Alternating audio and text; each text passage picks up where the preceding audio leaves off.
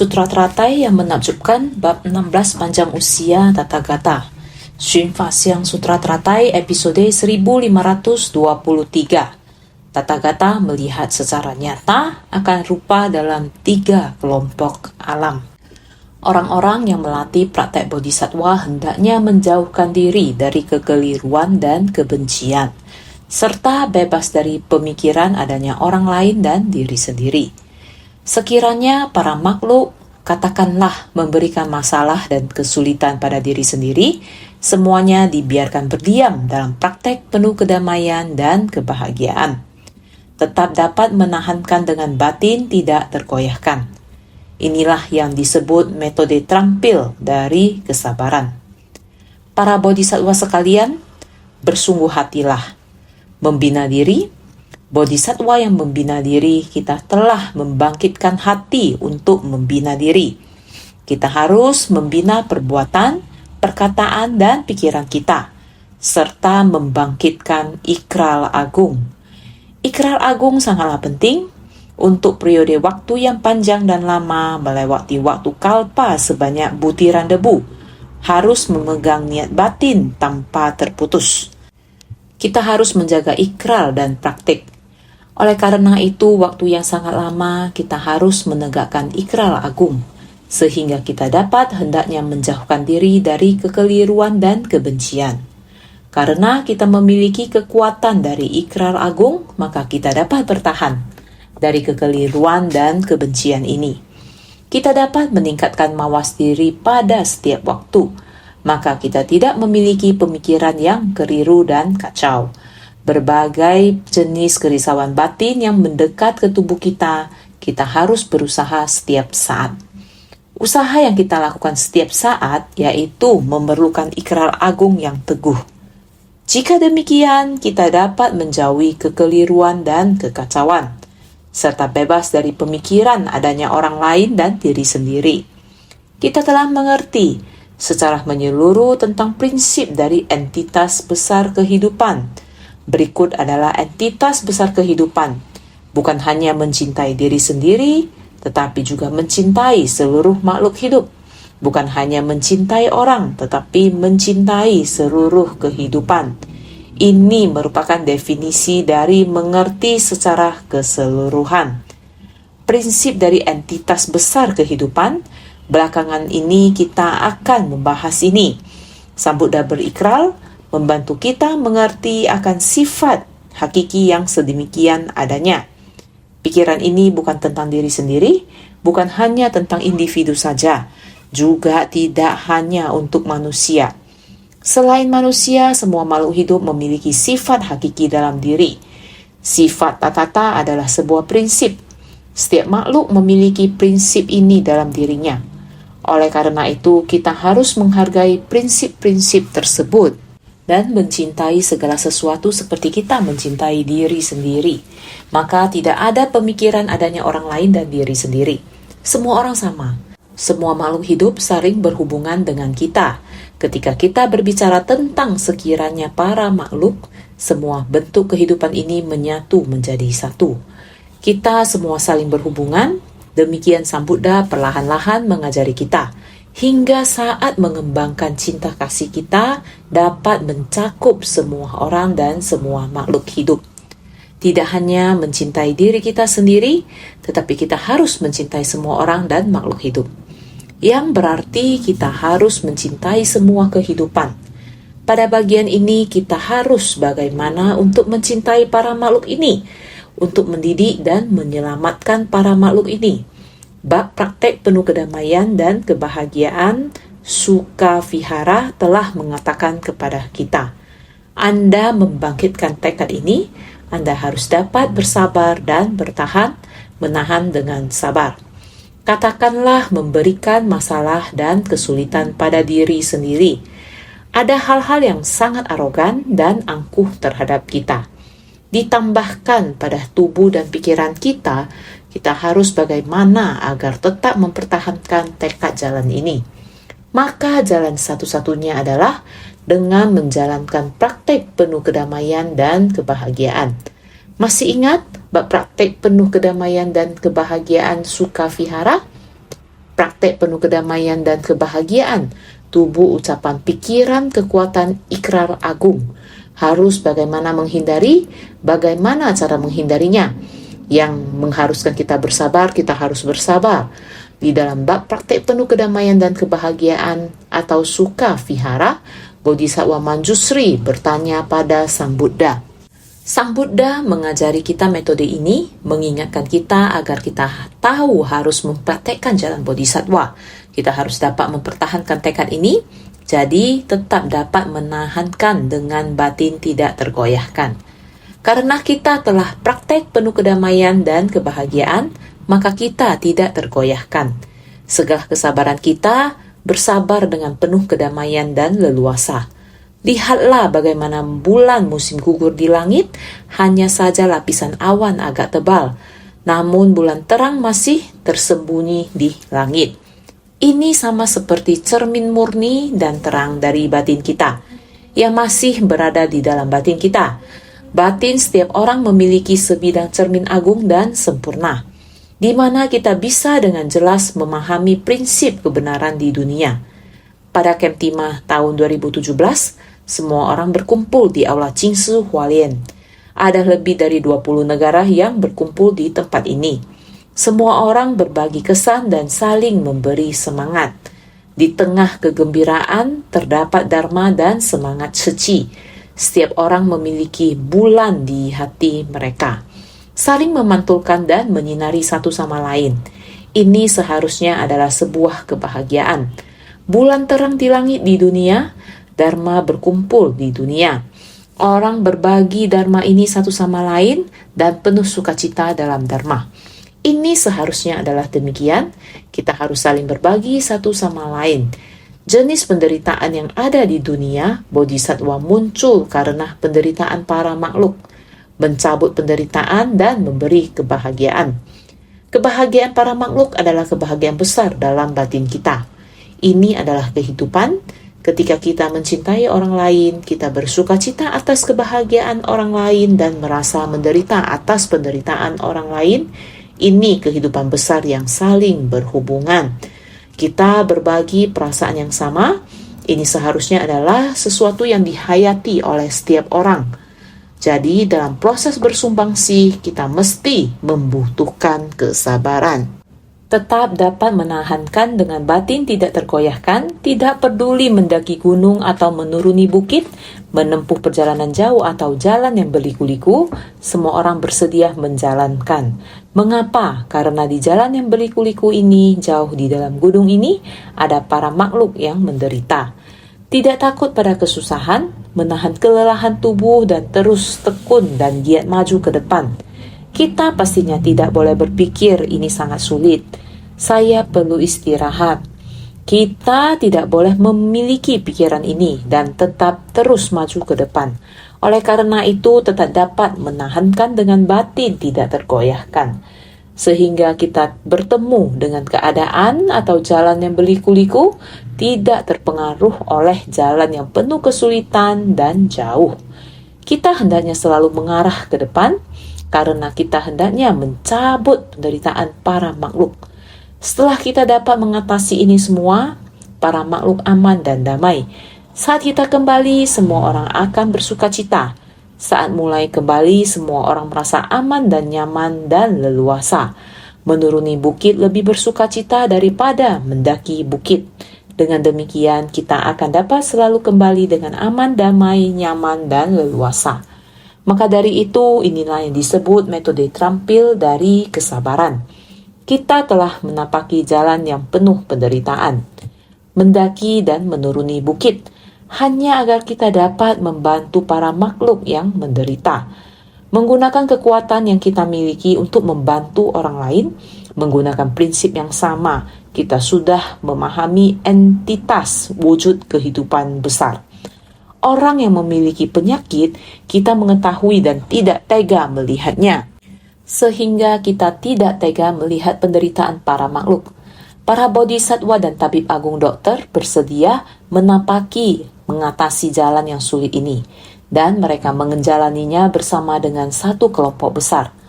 Melihat kondisi seperti ini adalah pemandangan yang sangat mengharukan. Mereka sendiri juga merasa nyaman dan leluasa. Buddha memberikan arah kepada kita. Bodhisattva perlu membuka jalan ini. Buddha menginginkan kita untuk memiliki cinta kasih, belas kasih, sukacita, dan keseimbangan batin.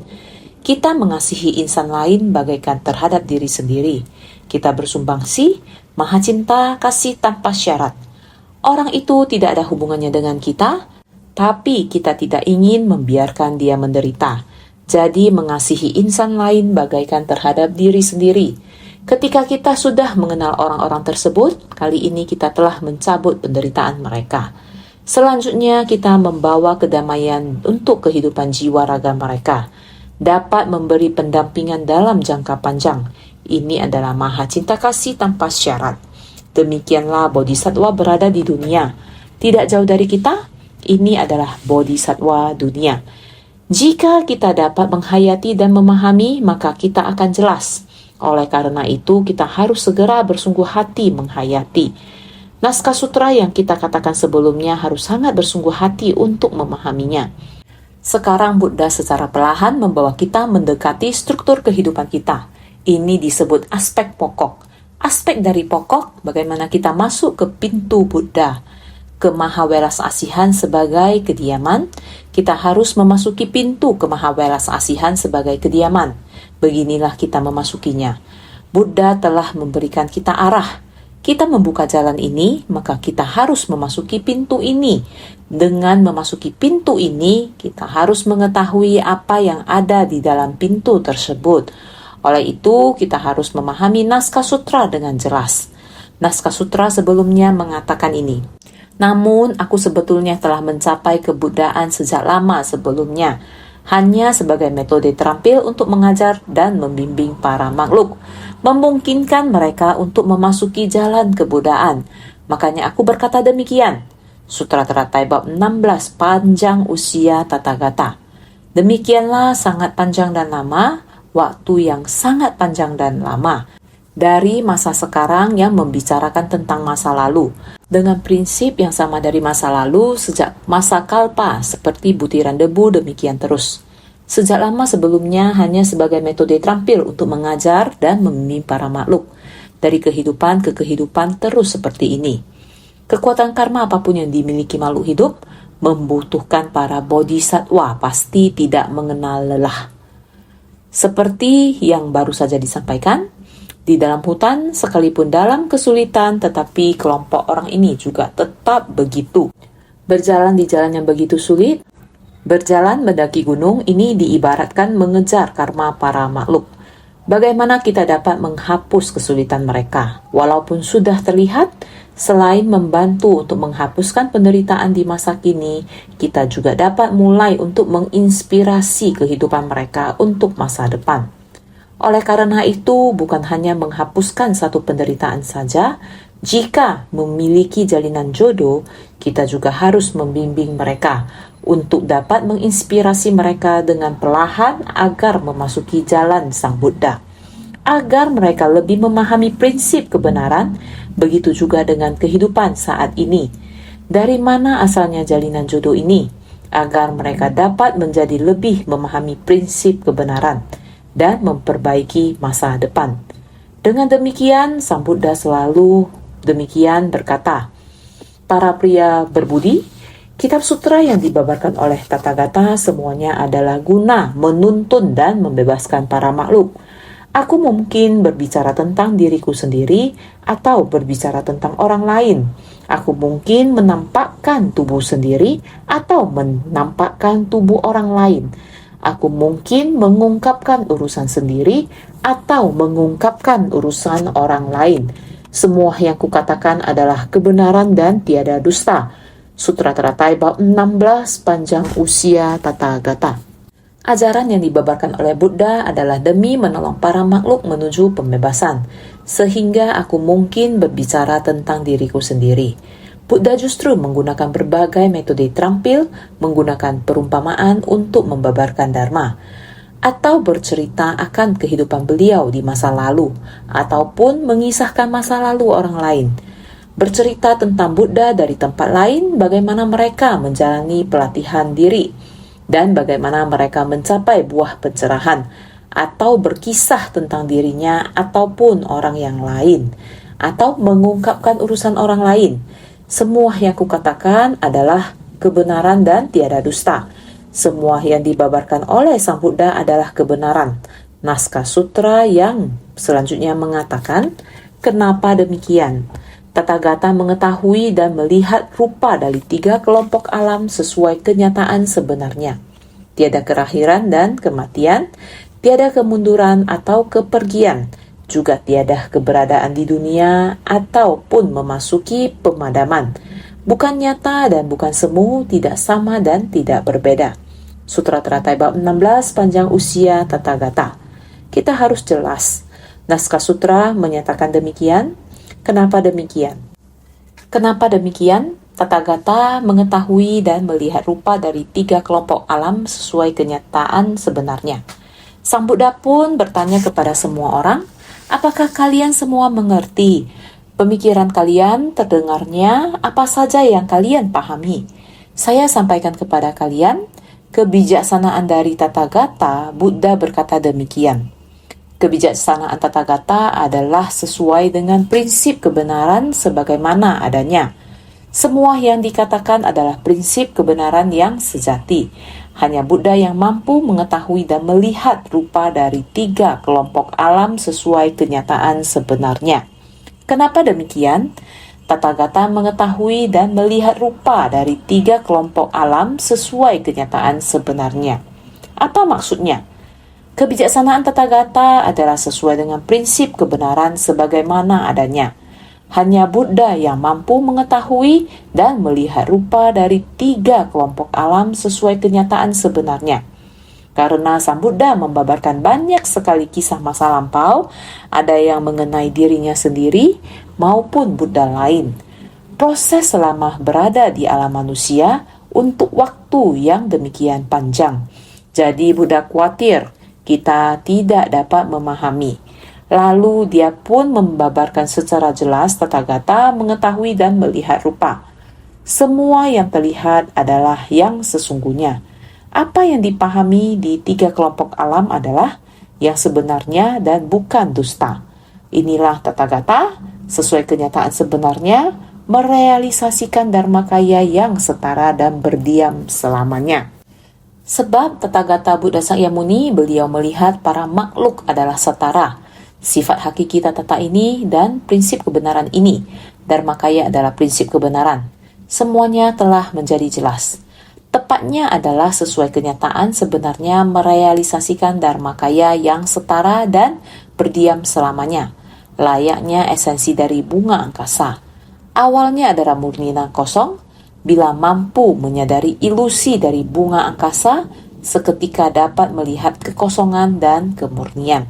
Layaknya esensi dari bunga angkasa.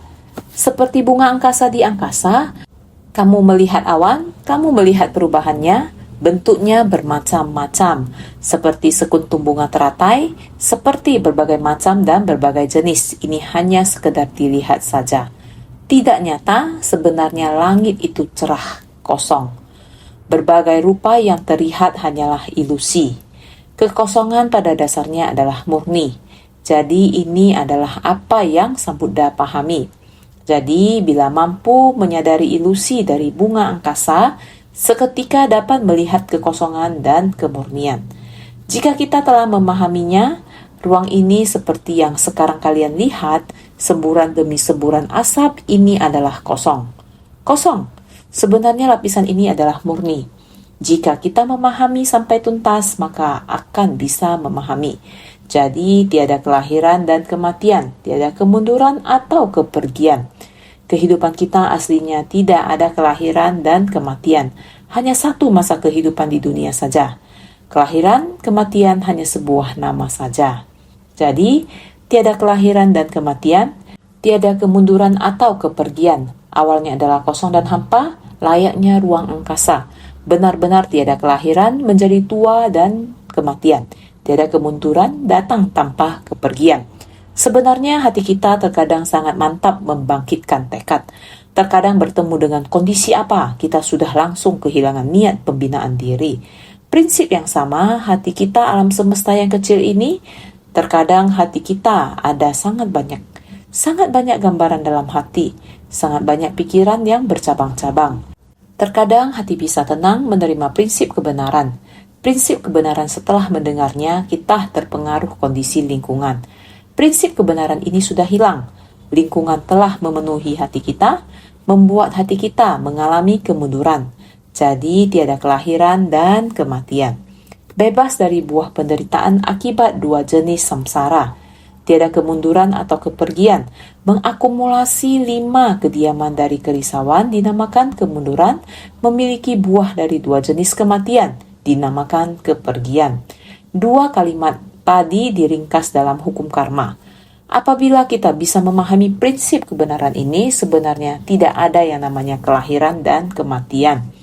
Kelahiran harus menghadapi penderitaan dari kehidupan manusia yang begitu banyak.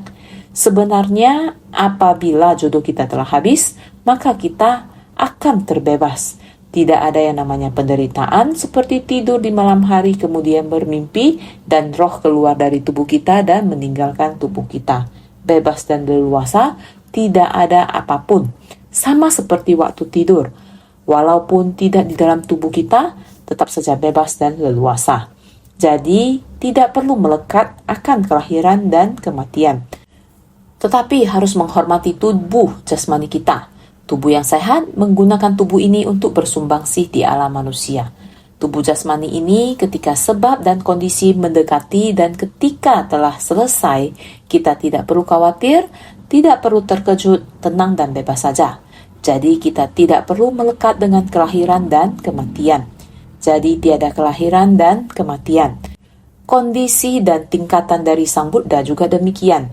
Sehingga jika keluar dan masuk, baik keluar maupun masuk, dengan mundur tekad pembinaan diri juga akan mundur. Ini karena makhluk awam memiliki kerisauan akan 5 kediaman.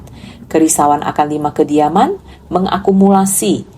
Terakumulasi demikian banyak kerisauan sehingga terdapat hidup dan mati, yaitu berada di antara hidup dan mati. Terakumulasi sedemikian banyak kekuatan karma, sehingga kita tidak dapat berkonsentrasi di dalam prinsip Dharma Sang Buddha. Demikian berkonsentrasi dan bersemangat, sehingga kita pun perlu keluar masuk, terjatuh di dunia ini, di tengah kondisi awam, sehingga kita seringkali di tempat ini. Di tengah hukum sebab akibat, penderitaan manusia sangatlah banyak, sehingga kita harus memiliki batin untuk masuk ke dalam prinsip, agar kita dapat terlepas dari hidup dan mati. Sehingga kita seharusnya juga tiada keberadaan di dunia ataupun memasuki pemadaman. Maka kita tidak perlu berpikir berapa lama hidup di dunia ini, terdapat penderitaan hidup dan mati yang seperti apa. Sudah tidak ada lagi. Sehingga juga tiada keberadaan pada dunia dari kelahiran dan kematian, ataupun memasuki pemadaman dari parinirvana. Juga tiada keberadaan di dunia ataupun memasuki pemadaman, juga tiada keberadaan pada dunia dari kelahiran dan kematian, ataupun memasuki pemadaman dari parinirvana. Keduanya ini sudah lenyap seluruhnya, makanya dikatakan juga tiada. Sang Buddha telah melampaui datang ke dunia hanya untuk kebutuhan manusia di dunia. Jalinan jodoh matang datang ke dunia, mengajar dalam waktu singkat sesuai dengan jalinan jodoh dan kapasitas agar para makhluk benih yang terdapat di dasar hati terus berlanjut berkembang. Maka ini adalah jalinan jodoh sesuai dengan prinsip kebenaran dapat dikatakan bukan nyata dan bukan semu, semuanya mengikuti jalinan jodoh. Sesuai prinsip, bukan nyata dan bukan semu. Meskipun bukan nyata dan bukan semu lenyap dengan sendirinya tanpa pemadaman, bukan nyata dan bukan semu tiada kenyataan dari memasuki pemadaman ataupun kesemuan dari samsara.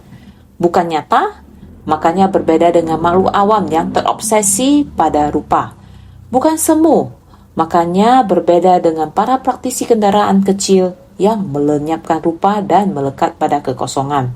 Karena Sang Buddha datang dan pergi di dunia, maka tiada kenyataan dari memasuki pemadaman ataupun kesemuan dari samsara.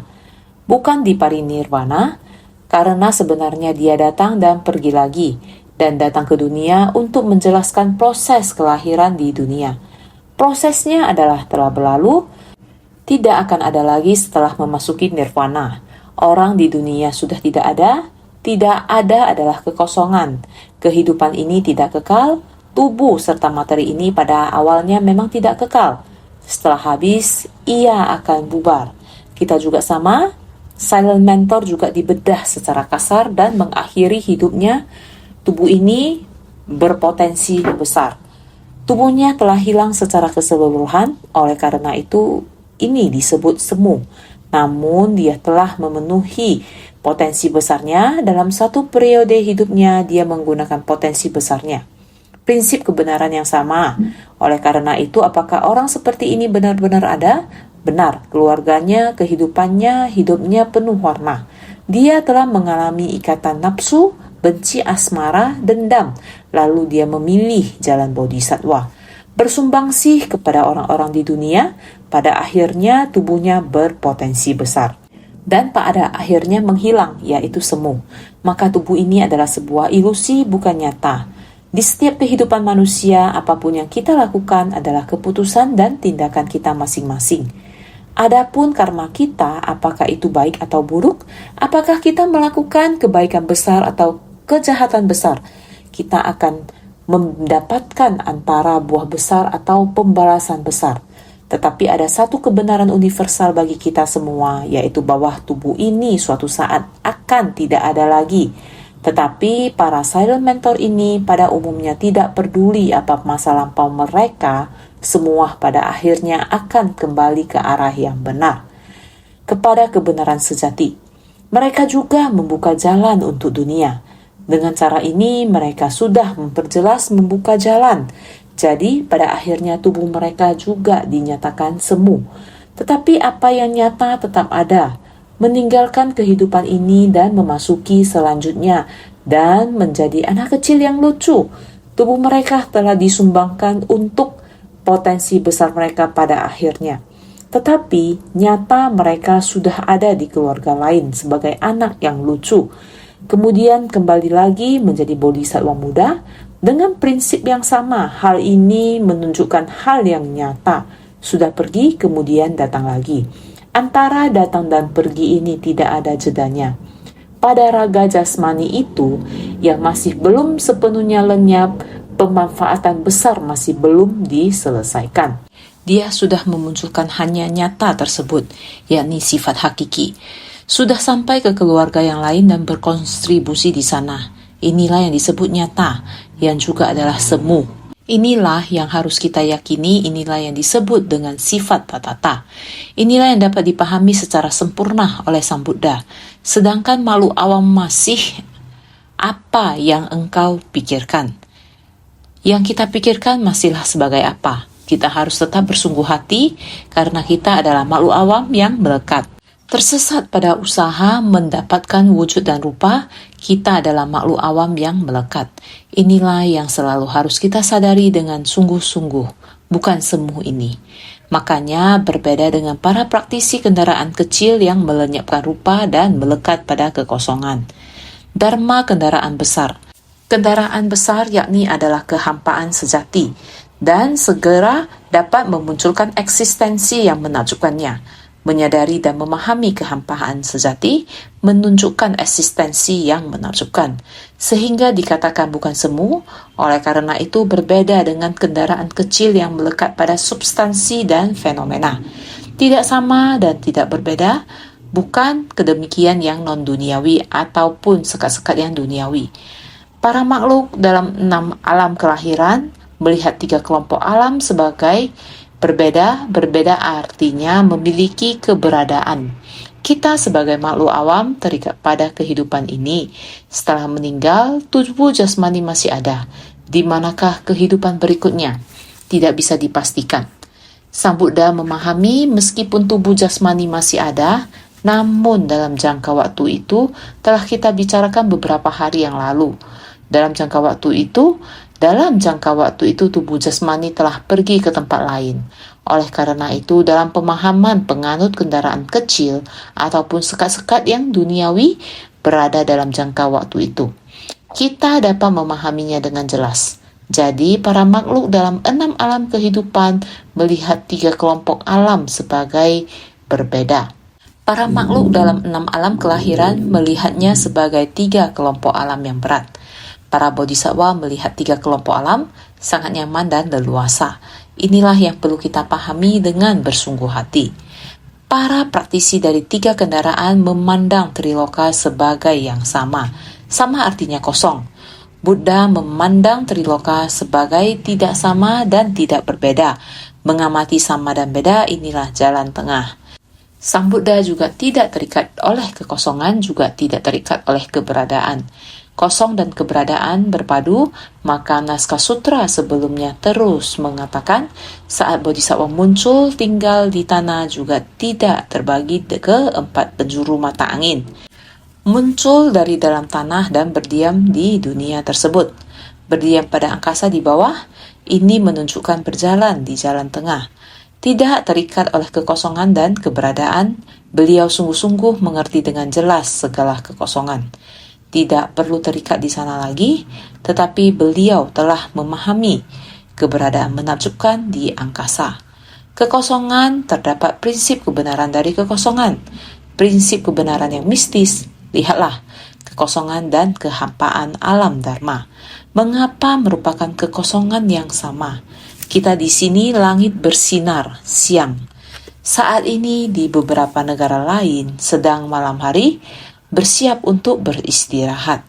Berada di alam semesta yang sama, mengapa bisa terjadi perbedaan siang dan malam? Setelah Sang Buddha memahami bagaimana alam semesta ini berputar, Sang Buddha sudah memahami bagaimana dunia ini terbentuk di dalam 3 alam semesta ini. Penjelasannya sangat dalam dan jelas.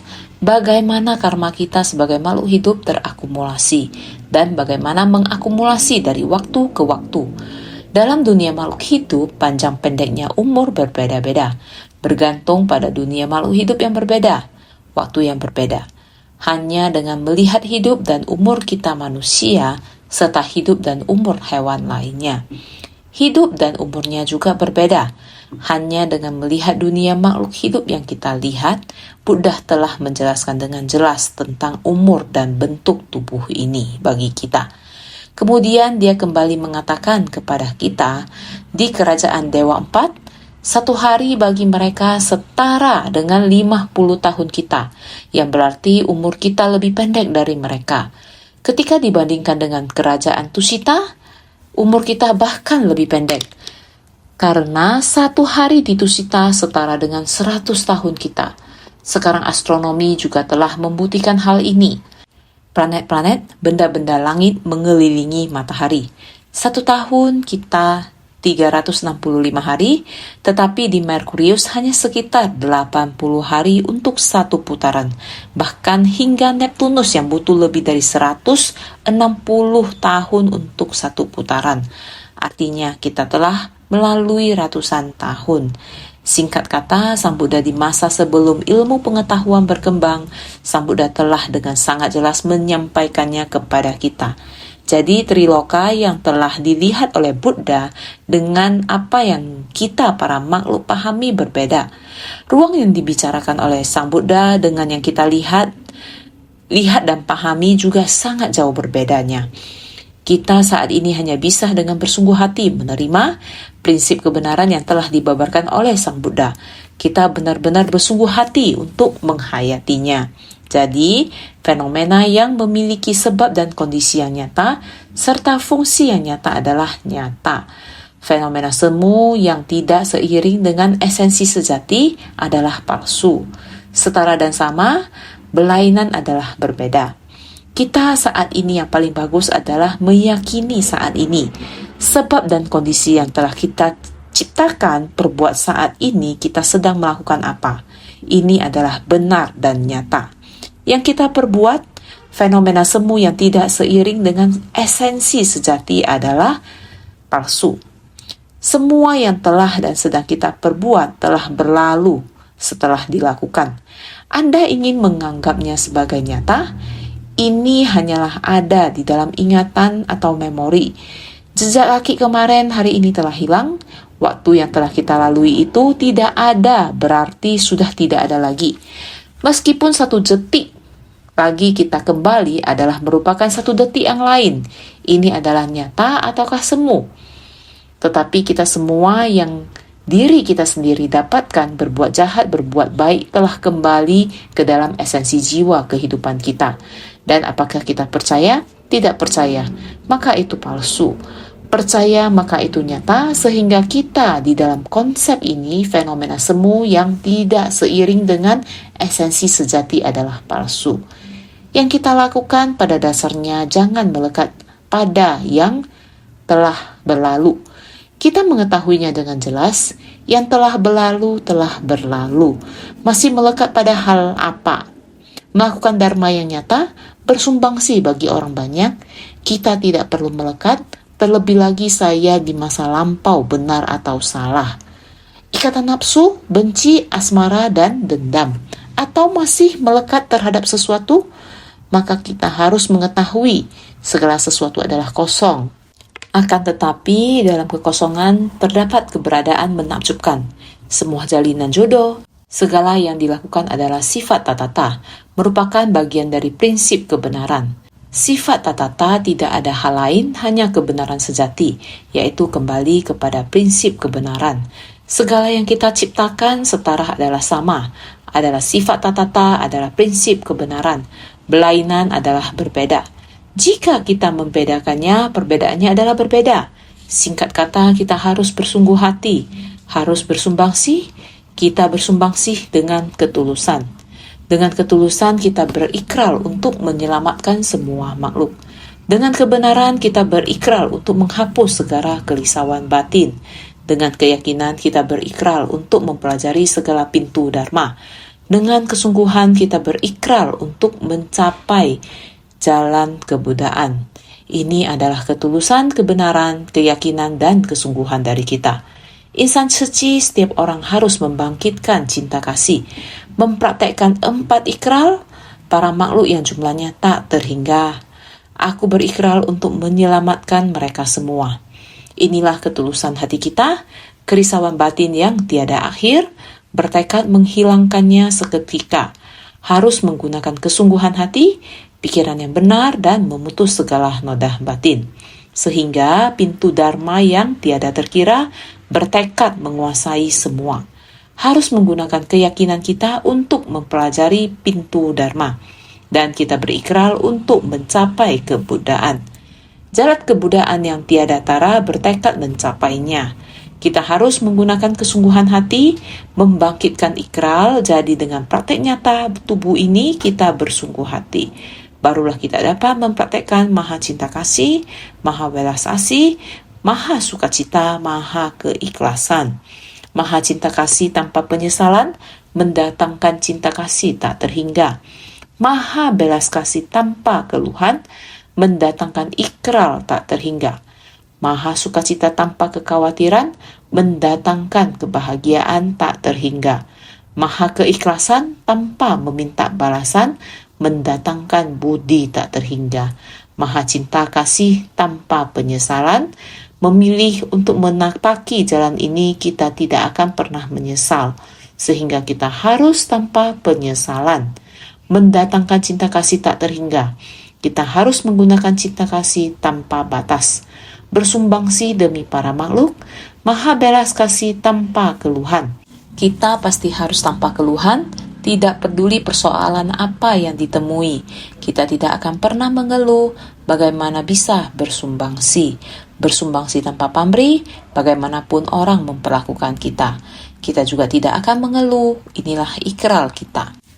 Jadi maha belas kasih, berbelas kasihan tanpa syarat dan mengasihani insan lain bagai terhadap diri sendiri. Tanpa keluhan, maka dapat mendatangkan ikrar tak terhingga. Maha sukacita tanpa kekhawatiran mendatangkan kebahagiaan tak terhingga. Kita sendiri bersukacita, diri sendiri rela bersedia bersumbangsi. tidak keluh kesah, kita tidak ada kerisauan. Tidak ada keluh kesah, setiap hari merasa sukacita. Semuanya sudah berupaya keras, sempurna, bahagia sempurna. Inilah bersumbangsih. Walaupun berupaya keras, tidak mengatakan menderita, tapi merasa bahagia, merasa sukacita dengan sempurna, maha keikhlasan tanpa meminta balasan. Merasa bersyukur, bukankah relawan suci demikian? Maha cinta kasih, maha belas kasih, maha sukacita, maha keikhlasan. Sehingga kita harus kejujuran, kebenaran, keyakinan, kesungguhan, dan cinta kasih, belas kasih, sukacita, keseimbangan batin. Ini merupakan praktek bodhisatwa kita di dunia. Ajaran Chingse adalah giat mempraktekkan jalan kebenaran. Kita harus berikrar untuk mewariskan ajaran Chingse. Inilah relawan suci, semua orang berjalan maju, sehingga mazhab suci adalah jalan bodhisatwa di dunia. Jalan ini harus dibentangkan bersama, merupakan jalan yang harus dibuka oleh orang yang berikrar agung. Kita menuju arah tujuan yang ditunjuk Buddha. Kita menjalani sehingga arah tujuan harus tepat. Kita bersungguh hati membuka jalan, semua orang membentangkan jalan yang rata. Sehingga mazhab suci adalah jalan bodhisatwa di dunia, menerapkan kewelasasihan dan kebijaksanaan dengan tekad tak terhingga. Ini merupakan hal yang kita lakukan bersama, yang harus dilakukan kita sebagai bodhisatwa di dunia. Tidak terlepas dari tulisan ini, makna ini semua orang bersatu hati, sehingga kita harus senantiasa lebih bersungguh hati.